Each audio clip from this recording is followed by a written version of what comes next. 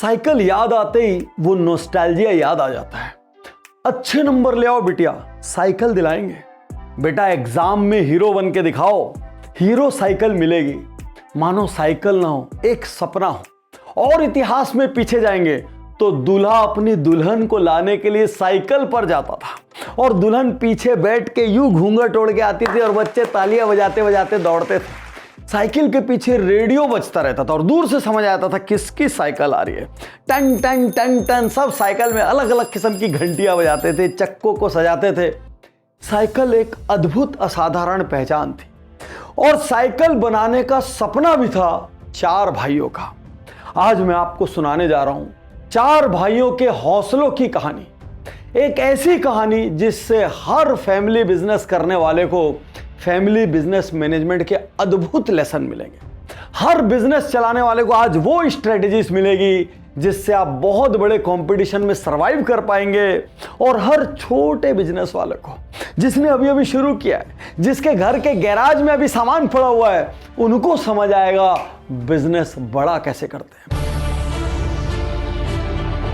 4 भाइयों ने मिलकर लोन लेकर साइकिल का बिजनेस शुरू किया। ऐसा नहीं था उनके दिमाग में कोई बहुत ग्रैंड सपना था कि एक दिन हम दुनिया के सबसे बड़े मैन्युफैक्चरर बनेंगे। वो तो महज एक दुकान थी जो सर पे छत आ जाए और मुंह में रोटी आ जाए, 4 भाइयों का इतना बड़ा परिवार चल जाए, इसलिए खोली गई थी। उसके बाद धीरे धीरे धीरे धीरे काम आगे बढ़ा। खूब मेहनती थे, इतने मेहनती कि एक भाई साइकिल चलाता, एक भाई सामने की डंडी पर बैठता, एक भाई पीछे के करियर में बैठता और इस तरीके से वो दुकान जाते हैं। फिर उन्होंने एक छोटे से शेड में साइकिल के पार्ट्स की मैन्युफैक्चरिंग शुरू की और उन पार्ट्स को असेंबल करके बाइसिकल बनाने लगे। क्या ये यात्रा आसान थी? क्या सफलता की कोई भी यात्रा आसान होती है? तो साइकिल के पार्ट मेकिंग से लेके मैन्युफैक्चरिंग एक कंप्लीट साइकिल, ये जर्नी आसान नहीं थी, क्योंकि उस समय साइकिल के अधिकांश कंपोनेंट इंपोर्ट होते थे। सरकार की इंपोर्ट की नीतियां बहुत सख्त थी, व्यापार करना उतना आसान नहीं था। इन भाइयों ने हाथ से साइकिल के पार्ट बनाने शुरू किए। अपने वर्क शेड के पिछवाड़े में आर्टिस्ट को लेते, टेक्नीशियन को लेते, मिस्त्री को लेते, पहले पेपर पर डिजाइन खींचते, उसको प्रोड्यूस करने की कोशिश करते और ये मेहनत रात दिन इनकी जारी रही। और ऐसा नहीं था कि जो पार्ट बना रहे हो बहुत एजुकेटेड थे, उनके पास कोई एनालिसिस था, उनके पास कोई कंप्यूटर था, कुछ नहीं था। पूरे देशी तरीके से हाथ और दिमाग, ये 2 चीज चल रही थी। और 1954 में खूब सारी असफलताओं के बाद ये सफल हुए बाइसिकल के फोर्क बनाने में। और इसके बाद हैंडल बार बनाया, मडगार्ड बनाया। और इन सब के साथ 3 भाई दुकान में मेहनत करते और सबसे छोटे भाई ओम प्रकाश पूरे देश में घूमकर ऑर्डर लाते।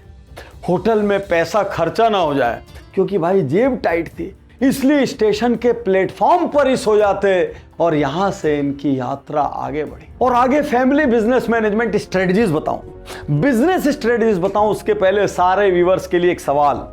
भारत में सबसे पहली कंप्लीट बाइसिकल किस कंपनी ने मैन्युफैक्चर की और किस शहर में मैन्युफैक्चर की?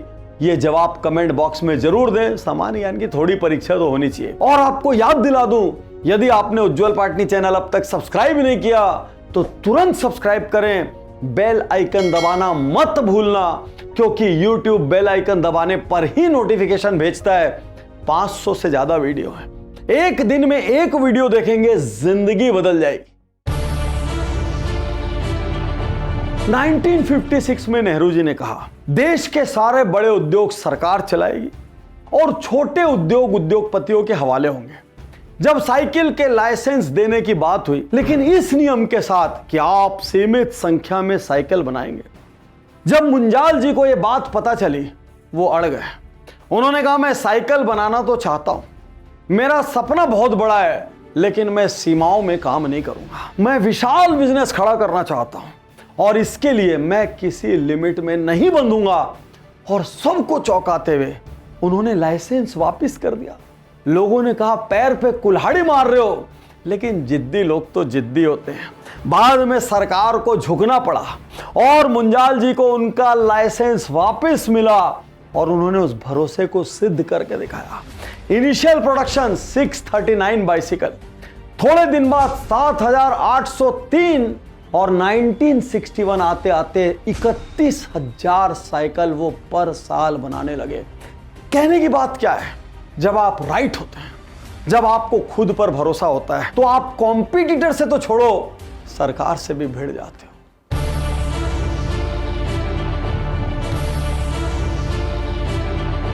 मुंजाल फैमिली बड़ी थी, अलग अलग भाइयों के बच्चे जैसे जैसे तैयार होकर आते उनको काम पर लगा दिया जाता। लेकिन सबसे खास बात क्या, उनको अपने पिता के डिपार्टमेंट में नहीं लगाते थे, उनको अपने चाचा के डिपार्टमेंट में, काका के डिपार्टमेंट में लगाते थे, ताकि मैं मेरा वाली भावना उनमें पैदा ना हो, टीम वर्क पैदा हो और एक दूसरे के सोचने समझने के तरीके में सामंजस्य पैदा हो। बहुत छोटी सैलरी दी जाती, ऐसा नहीं कि मालिक के बच्चे हो, आते साथ गोल्डन स्पून तुम्हारे लिए तैयार है। छोटी सैलरी से शुरू करो, छोटे पद से शुरू करो और बाद में अपनी काबिलियत को प्रूव करो। आप अपने परिवार में क्या कर रहे हैं? क्या बच्चों को आते साथ मेन कुर्सी दे रहे हैं? क्या उनके सीखने की जर्नी को आप किल कर रहे हैं? क्या आप उनको पहले दिन से बहुत सारे पावर और बहुत सारे पैसे दे रहे हैं? विश्वास कीजिए, आप उनको तैयार नहीं कर रहे हैं, आप उनको कमजोर बना रहे हैं, आप उनके स्ट्रगलिंग पावर को पैदा नहीं होने दे रहे हैं। ये कह लो कि आप उनकी जड़ें काट रहे हैं। तो यहां पर मुंजाल फैमिली क्या करती थी, उसमें वर्क का डेलीगेशन, रिस्पॉन्सिबिलिटी का डेलीगेशन बहुत प्रॉपर होता था। 4 भाई भी थे, ऐसा नहीं कि कोई कहीं से MBA किया हुआ हो या वर्ल्ड की कोई बड़ी यूनिवर्सिटी से पढ़ के आया हो, लेकिन वर्क डेलीगेशन कॉन्क्रीट था।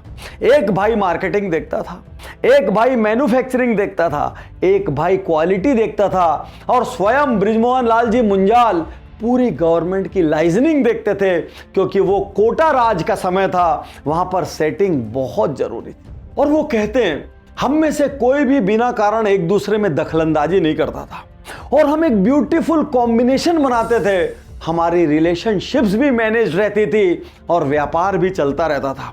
इसका परिणाम यह हुआ, एक समय ऐसा था हम 50,000 के लोन के लिए दौड़ते थे और एक समय ऐसा आया दुनिया हमारे पास आती थी, मुंजाल साहब लोन ले लो यार, थोड़ा लोन ले लो यार। बृजमोहन लाल मुंजाल जी और उनके परिवार ने सारी तरक्की परंपराओं के साथ की। हर दिन घर में हवन होता था, उसमें पूरा परिवार शामिल होता था। इससे religious values, moral values, ethical values, difference between right and wrong, ये बचपन से हर बच्चे को क्लियर होता था।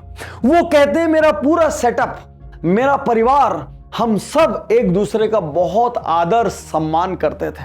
आर्य समाज के प्रति उनका झुकाव था, इसलिए शुरू से ही क्रांतिकारी टाइप की सोच, अनटचेबिलिटी के विरुद्ध शंखनाद, चाइल्ड मैरिज के विरोध में खड़ा होना, विमेन के बायस के अगेंस्ट में खड़ा होना, और उन्होंने ऐसे बहुत सारे इनिशिएटिव्स को सपोर्ट किया जिससे समाज को नई दिशा मिली। सिर्फ पैसा नहीं कमाया, परंपराओं को जिंदा रखा। सिर्फ पैसा नहीं कमाया, परिवार को साथ लेके चले। आधुनिकता की होड़ में अपने कल्चर को नहीं छोड़ा, कल्चर के साथ मॉडर्नाइजेशन को अपनाया। और शायद यह आज के हर फैमिली बिजनेस मेंबर के लिए, फैमिली बिजनेसेस के लिए सबक है कि हर नया बच्चा जो पढ़ के आता है वो ये बोलता है, पुरानी सब चीजें छोड़ दो, ये सब दकियानुसी है, ये बेकार है, गलत। परंपराओं को अपने भीतर रख के, संस्कारों को अपने भीतर रख के, ह्यूमन वैल्यूज को अपने भीतर रखकर जो तरक्की मिलती है वही सही तरक्की है। जब मुंजाल परिवार का आपसी विघटन हुआ, बंटवारा हुआ, किसी को पता तक नहीं चला, क्योंकि चारों भाइयों ने मिलकर शानदार प्लानिंग की। महज चारों भाइयों ने नहीं, उन्होंने अपने बेटे पवन और सुनील के लिए भी ऐसी प्लानिंग दी कि किसी को कानो कान खबर नहीं हुई, कोई कन्फ्लिक्ट नहीं हुआ, किसी शेयर होल्डर का 1 रुपया लॉस नहीं हुआ, बाजार में 1 रुपए की इमेज में नेगेटिविटी नहीं आई और सक्सेशन प्लानिंग बहुत ही ब्यूटीफुली इंप्लीमेंट हो गई। आज आपसे कहना चाहता हूं, यदि आपके घर में थोड़ी बहुत खटपट चलने लगी, यदि विचारों का मतभेद आने लगा है, यदि लड़ाई बिजनेस की ग्रोथ में बाधा बन रही है, यदि हर आदमी गल्ले से अपना बेनिफिट देख रहा है, अपना पैसा खींच रहा है, वक्त आ गया है सक्सेशन प्लान बना दें। ना तो आप अमर हैं, ना आपका व्यापार अमर है। ऐसा नहीं है कि यात्रा आसान थी। 1965 में एटलस इंडिया का लार्जेस्ट साइकिल मैन्युफैक्चरर था। आज एटलस बंद हो गया। क्या कारण रहा? वही फैमिली डिस्प्यूट्स, टाइम पर इनोवेट नहीं किए और सेम प्रोडक्ट लाइन के साथ खेलते रहे। और एटलस के विपरीत हीरो साइकिल ने लगातार चेंजेस किए।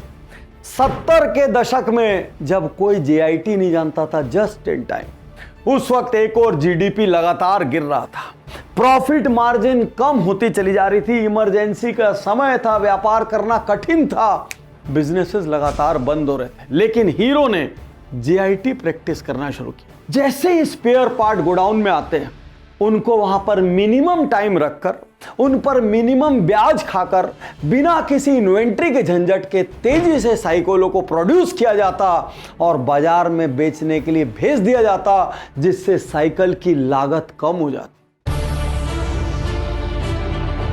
हीरो अपनी साइकिलें बनाता था, लेकिन हीरो को पता था कि सारा डेवलपमेंट मैं अकेले नहीं कर सकता, सारा मार्केट में अकेले कैप्चर नहीं कर सकता, मैं हर किस्म का, हर टेस्ट का, हर टेक का प्रोडक्ट नहीं बना सकता। हीरो ने रैपिड एक्विजिशन शुरू किया। 2015 में 150 करोड़ में फायरफॉक्स का एक्विजिशन किया। फायरफॉक्स का शोरूम आप चारों तरफ देखेंगे, वो साइकिलें जो 1000-2000 में बिकती थी, वो फायरफॉक्स जैसे ब्रांड्स की वजह से 10,000, 15,000, 20, 25, 30 और 40 में बिकने लगी। यूके बेस्ड एवोसेट स्पोर्ट्स का एक्विजिशन किया, श्रीलंका के BSH वेंचर्स का एक्विजिशन किया और लगातार वो एक्विजिशन करते रहे। एक्विजिशन से क्या मिला? नए बाजार मिले, नई टेक्नोलॉजी मिले, नई टीमें मिली, नया प्रोडक्ट लाइन मिला और इनडायरेक्टली कंपटीशन को भी खत्म कर दिया। हीरो कहां भारत का हीरो बन के चुप बैठने वाला था। हीरो का सपना था पूरी दुनिया भर में हीरो बनना। और जब दुनिया भर में हीरो बनना है तो आपको दुनिया के अलग अलग देशों के लोगों का टेस्ट, उनकी रिक्वायरमेंट, उनकी सेंसिटिविटी और उनकी सेंसिबिलिटी पता होनी चाहिए। हीरो ने अपना डिजाइन सेंटर मैनचेस्टर यूके में एस्टेब्लिश किया। उस डिजाइन सेंटर में दुनिया भर के 25 डिजाइनर और मार्केटर्स को लाकर रखा और उनसे कहा पूरी दुनिया के लिए डिजाइन बनाइए, बाइक्स बनाइए। और इस तरीके से वहां पर जो डिजाइन पैदा होती, वो यूरोप वाले को लगती हमारी डिजाइन है, एशिया वाले को लगती हमारी डिजाइन है, यूएस वाले को लगती हमारी डिजाइन है। यदि बिजनेस को सरवाइव करना है तो आपको इनोवेट करना पड़ेगा। यदि बिजनेस को सरवाइव करना है, ग्रो करना है, तो आपको कस्टमर के टेस्ट की चीजें बनानी पड़ेगी, जिसको देखते ही कस्टमर बोले ये मेरे लिए। और ये इनोवेशन सिर्फ यूके में नहीं हो रहा है, लगातार इंडिया में भी R&D एंड इनोवेशन चल रहा है। क्योंकि बहुत सारे कंपोनेंट साइकिल के, बहुत सारे कंपोनेंट ई-बाइक के आज भी बाहर से आते हैं। तो उन सब को जब तक हम इंडिया में नहीं बनाएंगे, जब तक हम आत्मनिर्भर नहीं बनेंगे, तब तक बिजनेस को भी रिस्क है और तब तक कॉस्ट भी हाई पड़ती रहेगी। हीरो लगातार डिजाइन के लेवल पर, R&D के लेवल पर, इनोवेशन के लेवल पर इन्वेस्ट कर रहा है। और सिर्फ साइकिल ही नहीं, हीरो का सपना है दुनिया में ई साइकिल का सबसे बड़ा प्लेयर बनना, ई बाइक का सबसे बड़ा प्लेयर बनना। सोच कर देखिए, यदि आप चाहें कि सब कुछ मैं ही बना लूं, क्या गति आपकी तेज रहेगी?